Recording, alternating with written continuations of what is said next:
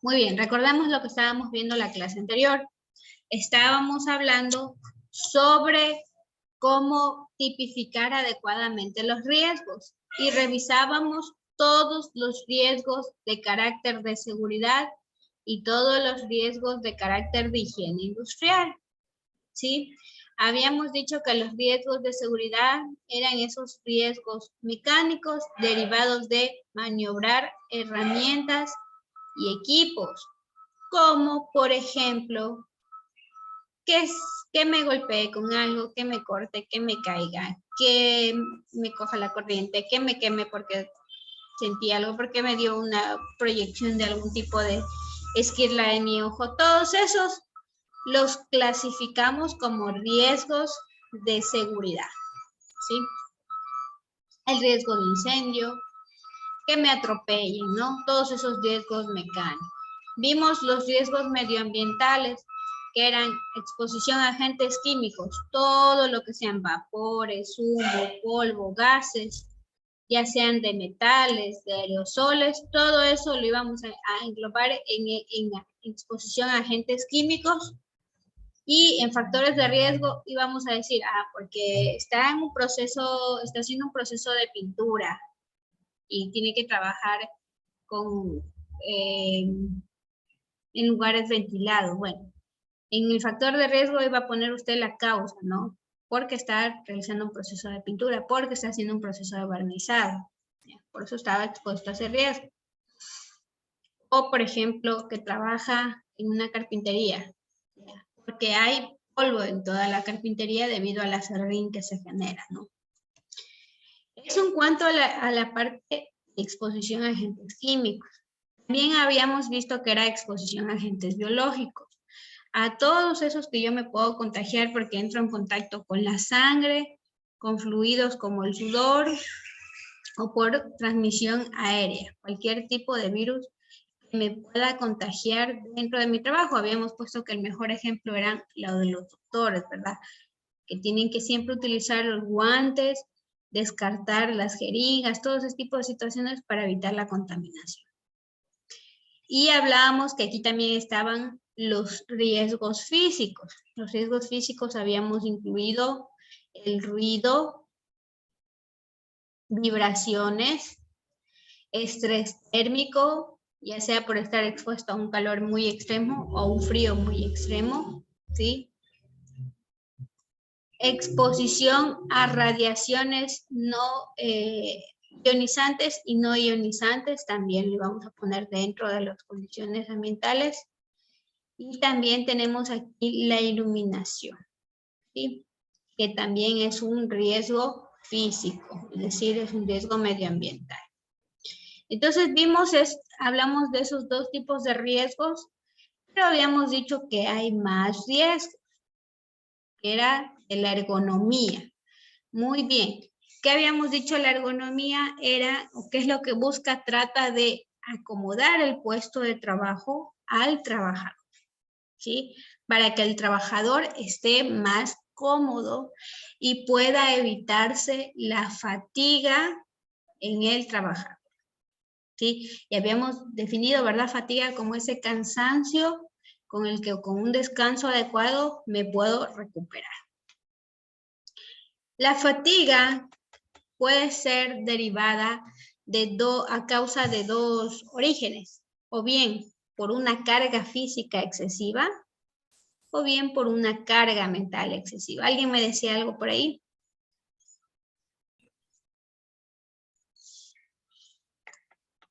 Muy bien. Entonces, vamos a hablar de los riesgos ergonómicos que generan fatiga. Por carga física, ¿sí? Hay el riesgo de carga física, así se llama el riesgo, como el riesgo que dice caída al mismo nivel, ya así se llama, o el riesgo se llama exposición a agentes físicos. Aquí en los riesgos ergonómicos el riesgo se llama carga física, ¿sí? Carga física, y usted le puede asociar a qué se refiere con esa carga física. Por ejemplo, a una posición forzada durante toda su jornada de trabajo, a un desplazamiento de cargas ¿sí?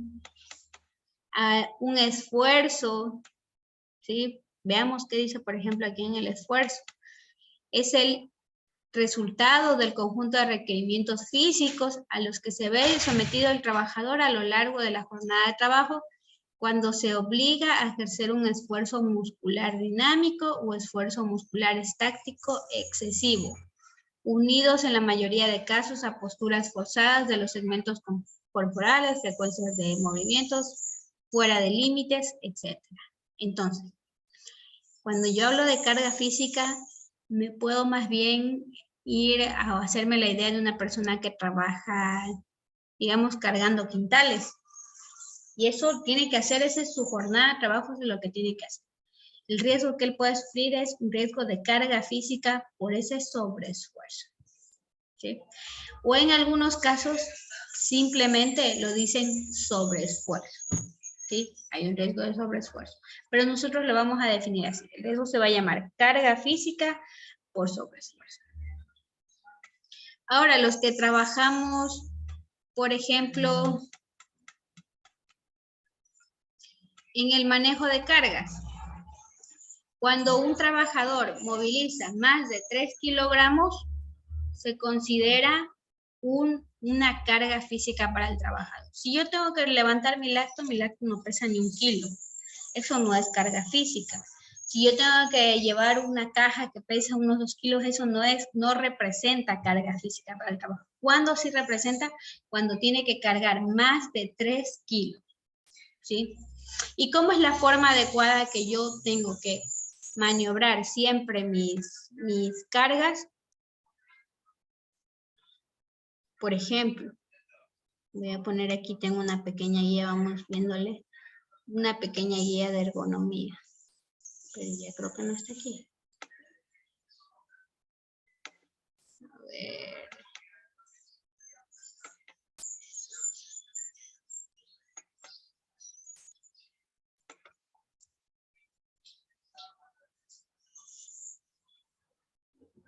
Aquí está. Por ejemplo, voy a poner aquí 3 kilogramos. ¿Ya?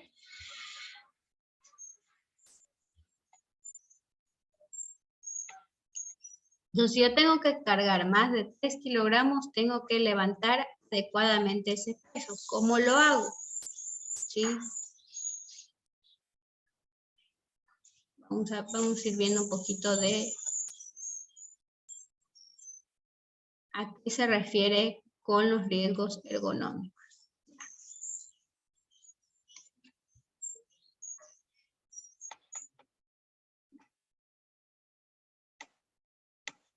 Estos son... Ya.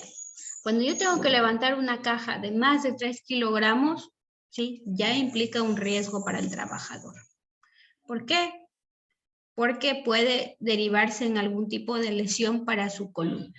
Entonces, la manera adecuada de que un trabajador levante es de la siguiente forma. Se coloca los 2 pies un poco abiertos, casi en la altura de lo que son sus hombros, ¿verdad?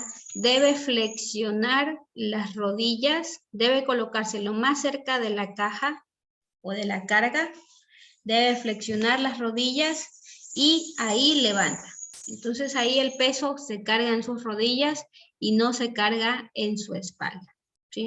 Entonces una medida preventiva de la carga física por sobreesfuerzo es levantar adecuadamente las cargas, ¿no? Doblando las rodillas. Sobre todo con la columna recta, ¿verdad? Sí.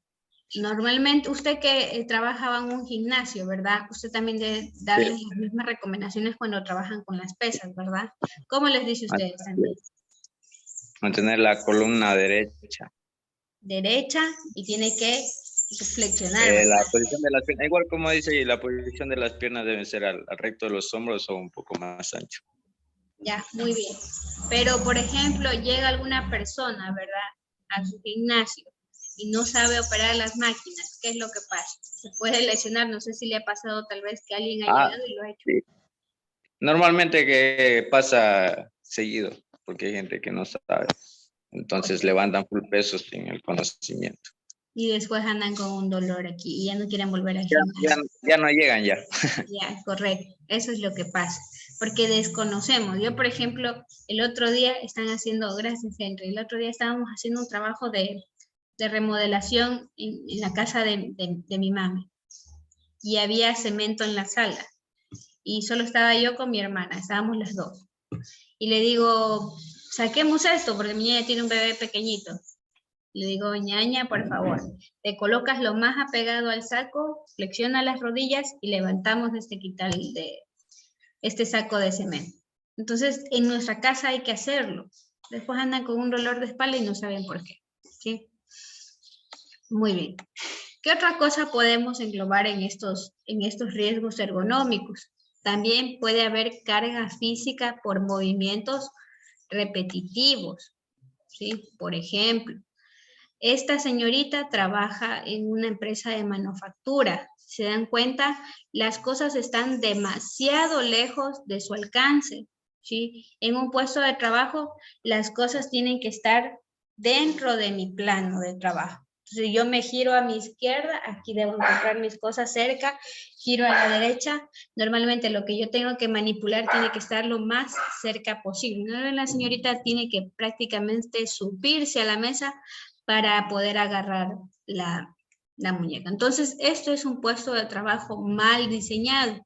Aquí la señorita tiene un riesgo, tiene riesgos ergonómicos de carga física por movimientos repetitivos y también lo podemos englobar por posiciones forzadas, ¿sí? También está ella dentro de una posición forzada, porque tiene que estar inclinándose hacia arriba, ¿sí? Otro, acá pone bien, así tiene que estar diseñado el puesto de trabajo para que no esté expuesta la señorita al riesgo. Otra cosa, yo vi el otro día, fui a una carnicería y en las carnicerías se trabaja para filetear. Para filetear se hace con una pequeña moladora o cortadora.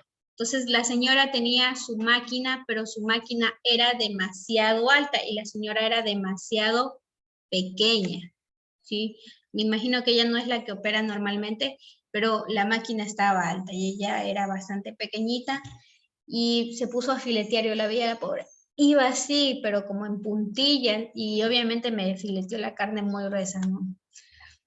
Una no tuvo el resultado adecuado y otra la señora terminó cansada. ¿Por qué? Porque la máquina que opera es muy alta y si ella realizara ese proceso toda la jornada de trabajo, puede también sufrir una carga física por una posición forzada, porque la posición adecuada en la que yo tengo que estar siempre tiene que estar a la altura, más o menos aquí, veámosle, más o menos de lo que es la cintura máximo es donde tiene que ir, dependiendo. Si es un trabajo de dedicación, necesito que mi mesa, como por ejemplo si voy a soldar una placa, ya, necesito que mi mesa esté un poquito alzada para yo no tener que encorvar. Pero si yo es un trabajo normal de operación, de maniobrar, tiene que estar más o menos a la altura aquí de mi cintura, un poquito más arriba. Eso.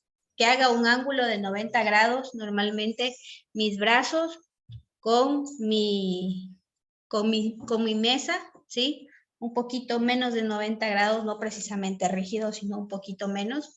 Esa es la posición adecuada para yo sentar, ¿sí? Vemos que si trabajamos con estas máquinas, tienen que tener un apoyabrazos, ¿sí? Si yo trabajo en oficina todo el día, tengo que tener un reposapiés, ¿sí? ¿Por qué? Porque yo estoy así. La posición normal de nuestro cuerpo no es estar siempre en cuclillas. Entonces, por naturaleza, no sé si usted se ha dado cuenta que usted está en la mesa y le da ganas de estirarse, ¿verdad? Le da ganas de estirarse y quiere levantar los pies. Por naturaleza propia, el cuerpo necesita estirarse. Entonces, por eso tiene que tener un rodapiés, ¿sí? Y si no tuviera eso, también estoy en riesgo de sufrir una carga física por una posición forzada, ¿sí? Yo, por ejemplo, hoy en día teletrabajo, más de 8 horas al día, frente al computador. La verdad, para mí, hoy en día ya se me ha desarrollado o estuve expuesta todo ese tiempo al riesgo de visualización de pantallas, que también es un riesgo ergonómico, ¿sí? Y me afecta la visión. A mí, por ejemplo, al finalizar mi jornada de trabajo, yo siempre sufro de dolor de cabeza, ¿sí? ¿Por qué? Ya necesito yo mis lentes, ¿no? ¿Por qué? Porque tengo que trabajar frente a mi computador siempre. Entonces yo yo estuve expuesta a un riesgo de fatiga visual, ¿sí? Podríamos decir que esta ya es por una carga mental, porque tuve que estar aquí todo el día, tengo una fatiga visual, ¿sí? Esto como poco las definiciones, bueno, ahí me salió un poquito en la fatiga visual.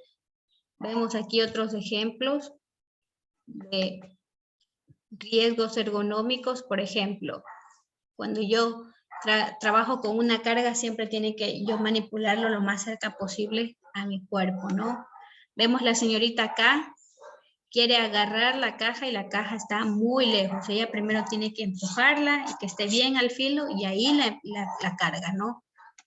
Como vemos acá como está cargando el agua. Ella tendría que cargar justo en la orilla, tiene que meter el tacho y ahí sí levantarlo, ¿sí? Con el proceso debido, ¿no? Cuando yo tengo, por ejemplo, cargas mayores que son muy largas, ¿sí? Cargas que son muy largas o que son muy pesadas, que sobrepasan ya los 20 kilogramos, ya tengo que cargar eso con la ayuda de otra persona. No lo tengo que cargar yo solo. También si la carga así se aliviana y es muy larga, tengo que pedirle a alguien que me ayude a llevar. ¿Sí? No sé si tengo por aquí. Ya. Aquí está lo que les estaba mencionando. Si el objeto mide más de 76 centímetros, es decir, muy largo, ya tengo que levantarlo entre dos personas. Si el peso es mayor a 25 kilogramos, tengo que cargar entre dos personas, ¿sí? O si me sobrepasa, yo tal vez no soy lo suficientemente fuerte para maniobrar, tengo que levantar ya entre dos personas esa caja, ¿sí? Eso en cuanto a los riesgos físicos que pueden generar fatiga en el trabajador, pero también en los riesgos ergonómicos se analiza la carga mental que puede producir fatiga en el trabajador, ¿sí? Y esta carga mental la encontramos aquí mismo, ¿sí? Entonces el riesgo se llama carga mental, pero usted le va a agregar ahí a qué debe esa carga mental. Y en factores de riesgos va a desglosar un poquito mejor las causas. Por ejemplo, si yo mental respuesta, ¿sí? Por ejemplo, yo tengo que trabajar mi jornada de 8 horas, pero mi jefe es ese jefe que dice, a ver, necesito este informe con todo el consolidado, todos los estudiantes que se han matriculado en todo el semestre, para este semestre, pero lo necesito para ya, dentro de una hora necesito que usted lo haga. Ya, ¿está bien? Tal vez la CNCID pidió esa información así de improviso, pero ¿qué pasa cuando cada día es el mismo pedido? Deme este informe para ayer, para dentro de una hora, para 2 horas, informes que pueden tomar 4 o 5 horas en hacerlo y cuando uno tiene otras responsabilidades. Entonces eso va a desembocar en que el trabajador tenga una carga mental debido a ¿qué? A las exigencias que me piden rápido, ¿sí? Puede haber estrés, ¿verdad? En primera instancia, vamos a manejar una fatiga, pero si esto ya se vuelve crónico, ya genera estrés. Pasó de ser un riesgo ergonómico a ser ahora un riesgo psicosocial, cuando ya me generó estrés, ¿sí? Pero en primera instancia, si yo hablo así como de que, bueno, está bien, me piden para ayer, para no sé qué, y estoy cansada, al finalizar el día vuelvo otra vez como nueva, Pero ahora, si se vuelve eso crónico, ay, sí, ya me agarraron de su puerquito, saben decir en el trabajo, ya. Ahí sí me genera el riesgo de sufrir estrés. Por ejemplo, me piden cosas imposibles que tal vez no tengo el conocimiento adecuado. Digamos que a mí me contrataron para ser recepcionista y me piden, llego a la recepción y resulta que el recepcionista ha sido el mandadero de todos, ¿sí? Entonces me ponen a hacer los informes de otras personas.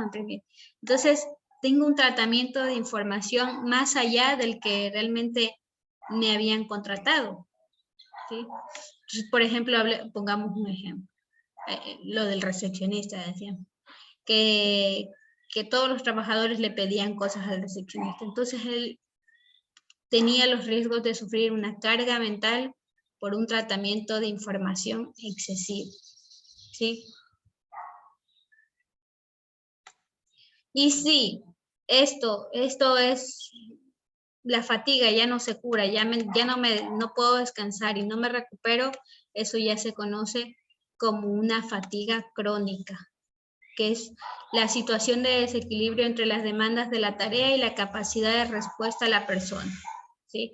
Y esto es antes de llegar al estrés. Ya hay una fatiga crónica, yo no me recupero, estoy mal, ¿sí? Como trabajador empieza a llamar la atención. Dígame, Davis. Ingeniera, una pregunta. ¿Y cuáles serían las consecuencias hacia esa fatiga crónica? Ya, la fatiga crónica ya necesita un tratamiento. Ahora sí, ya tengo que ir al médico, ya me tienen que, normalmente lo que hace uno para liberarse de la fatiga crónica, ¿qué hace uno para liberarse médicamente? ¿Qué dice usted? ¿Mande? Ir a la choza. Ir a la choza, ¿ya? Eso es una forma de desestresarse. ¿Por qué creen que las personas... Relajarse. ¿Por qué creen que las personas que trabajan de lunes a viernes, el viernes como locos ya no pueden más? Es como un ciclo, se hace un ciclo, ¿no? La pasa aburrido todos los 5 días con su trabajo y el fin de semana se baña. Es su forma Es porque no trabaja en lo que le gusta, pues sí. Tal vez no trabaja en lo que le gusta, ¿verdad? Hay un choque ahí en su mente y dice, no estoy para esto. Esto no es lo que yo quiero. Además, no solo afectaría su trabajo, ¿verdad? Porque ya también sería fuera de los labores, también lo mental sería en la casa también, diga. Ya, muy bien. Henry nos puso aquí otros temas. Ya, muy bien. Entonces, mentalmente, cuando yo digo carga mental, normalmente es porque tengo un excesivo manejo de información y un excesivo pedido de respuesta. Pero ahora viene lo que nos decía Henry, el estrés, otros factores como en la casa me va mal, no me va bien con mi pareja, no puedo hacer ese tipo de situaciones. Ya, muy bien. Esos ya se conocen como los riesgos psicosociales. Los riesgos psicosociales normalmente derivan en una insatisfacción, decía Henry, no le gusta lo que tiene, lo que está haciendo diariamente. Entonces hay un riesgo de insatisfacción del trabajador, ¿sí? Y ahora ya no tiene fatiga, ahora simplemente está insatisfecho. No es que está cansado, no le gusta su trabajo, está insatisfecho, ¿sí? Entonces, en los riesgos psicosociales, nosotros ya no vamos a considerar solo ese flujo de trabajo, sino que vamos a considerar la personalidad del trabajador. Vamos a considerar, por ejemplo, cosas como que tal vez dentro del trabajo no delegan el trabajo de manera equitativa, sino que solo le delegan a ciertas personas y a las otras personas no lo hacen porque es más chévere, porque dice que no, a él no le ponen, pero a la otra persona, él como no puede decir que no, siempre le ponen el trabajo a esa persona. Entonces, eso ya no es simplemente que le están delegando más trabajo, que le están pidiendo mayor respuesta, sino que ya hay un hecho de que hay una desigualdad dentro de su trabajo, es decir, hay una mala organización, ¿verdad? Tal vez la persona tiene una personalidad un poco introvertida y ¿qué es lo que pasa? No se sabe relacionar adecuadamente con sus compañeros. Entonces, ya son factores también internos de él, ¿no? Y puede aparecer los riesgos psicosociales. Los riesgos psicosociales hablamos en primera instancia como un nivel leve, la insatisfacción. La insatisfacción porque su trabajo es monótono. Yo he escuchado muchas veces que dicen, hago lo mismo todos los días, que el año se me pasa volando, me dicen, hago lo mismo todos los días, que no tiene sentido. Ese trabajador dejó de encontrarle el sentido a lo que está haciendo, ¿sí? Entonces, tal vez no es porque el empleo sea malo, sino que no era lo que le gustaba, ¿sí? Entonces, los riesgos psicosociales no siempre derivan solo del trabajo, también derivan a causa de la persona. O, por ejemplo, me ponen a hacer cosas para las que no estoy preparada, o tal vez me ponen a hacer cosas que no están para mi nivel de preparación, ¿sí? Entonces, como que tengo un choque en los roles, ¿sí? Entonces, Hay personas que se estresan demasiado rápido, ¿verdad? sí, y es más común de lo que cree gente. Es más común, sobre todo ya en el ámbito laboral, ¿sí? Yo decía, Yo he visto ya, en empresas, Inge, que por decir, como quien dice, en el descanso de la tarde, tienen como que un lugar para meditar. como distraerse. Hay mesas de ping-pong, mesas de billar, gimnasio. Dentro de la empresa mismo es para eso, ¿verdad? Sí, correcto. Entonces, por ejemplo, esas son cosas que la empresa no siempre va a poder controlar, ¿sí? Va a tratar de hacer bien la organización y todo, pero son cosas que no siempre se pueden controlar porque ya son propias del trabajador interno, ¿no? De cómo maneja su situación laboral. Entonces ahí una de las medidas preventivas para evitar los riesgos psicosociales son instalar espacios de descanso adecuado para el trabajador, darle el espacio de tiempo, por ejemplo, si tiene que ir a almorzar, no le voy a dar media hora para que vaya al almuerzo, sino que le voy a dar una hora para que tenga, para que pueda comer, descansar. Por ejemplo, en las empresas petroleras es muy bueno este ámbito, ¿no? Tienen áreas de descanso, tienen áreas de recreación deportiva, el tiempo del almuerzo es bastante bueno, pero por ejemplo ya en el sector público que se trabaja es mucho más difícil. Por ejemplo, se le suele dar media hora al trabajador para que vaya a almorzar. Pues tiene que comer y los que van afuera y regresar ya todo acalorado. Eso a la larga le va a cansar al trabajador, ¿sí? Entonces hay que dar los descansos adecuados al trabajador.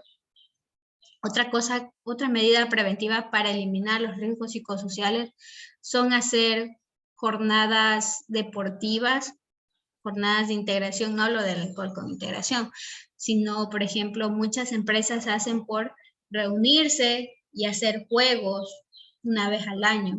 Entonces eso afianza los lazos.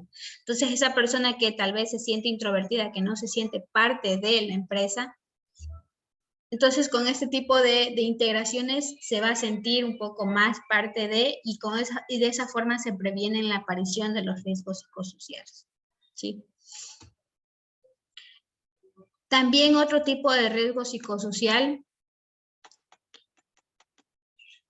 por ejemplo, de la insatisfacción también por el tiempo de trabajo. Las jornadas de trabajo siempre se suelen exceder y en la empresa privada le pagan, en la empresa privada petrolera, pero en la empresa privada que trabaja usted, que le pagan $400, no le pagan horas extras, ¿no? Usted trabaja de 8 a 8 de la tarde, de la noche y no le van a reconocer. Entonces eso le genera riesgos psicosociales. Y si ya vamos más allá en los riesgos psicosociales, ya no va a ser solo una insatisfacción debido a todos estos roles, sino que también ya puede generar el estrés, ¿sí? Que ya es una condición. Hoy en día el estrés ya se considera una enfermedad. La OMS dijo, el estrés es una enfermedad que puede ser por consecuencia del trabajo. Aquí en nuestro país todavía no se lo reconoce al estrés como tal, como una enfermedad laboral, hay que hacer el reconocimiento, todas las valoraciones, pero a nivel internacional, perdón, la OMS y la OIT ya lo generan, ¿no? Ya dicen sí hay estrés laboral. También hay el que se conoce como el burnout, que ya no es solo un estrés. El estrés normalmente nosotros lo catalogamos como dolor físico y cierta ansiedad en la ejecución de sus trabajos. El burnout es mucho más crónico, es como un estrés crónico, que ya necesita también igualmente un tratamiento farmacológico para poder sobrellevarlo. También hay otros riesgos psicosociales como el bullying laboral. Que usted no se lleve con sus compañeros y sus compañeros lo han notado, ¿no? Entonces, desde la organización hay que fomentar el respeto entre compañeros, ¿no? Hablemos, por ejemplo, en las instituciones educativas, el respeto entre compañeros y el respeto entre estudiantes y docentes, ¿no? De esa forma todos tenemos un ambiente laboral, nadie se estresa y estamos bien, ¿no? Eso en cuanto a los riesgos ergonómicos y a los riesgos psicosociales, ¿sí? Espero que se haya entendido la diferencia y cómo pueden identificar los riesgos ergonómicos y los psicosociales. ¿Hasta qué hora tenemos clases? Tenemos hasta las 12:30. Sí, 12:30 por ahí. Ya, muy bien. Volvámonos a conectar para, bueno, creo que tenemos 4 minutos. Bueno, hasta aquí alguna pregunta de los riesgos que hemos tipificado. La guía creo que ya les subí al internet o no les he subido la guía.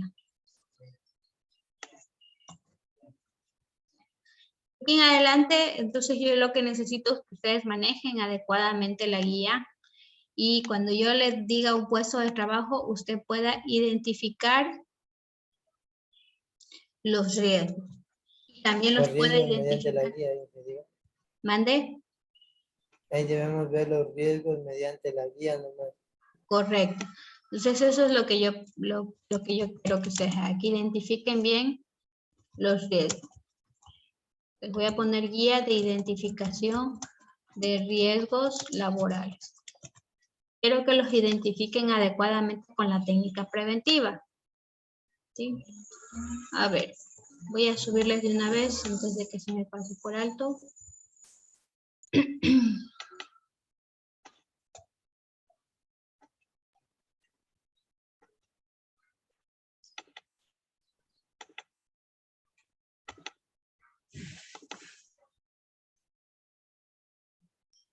Ya, en material didáctico les voy a publicar. Listo, ahí está. Volvámonos a conectar, ¿sí? Para continuar con la clase. Porque ya solo me queda poquito tiempo.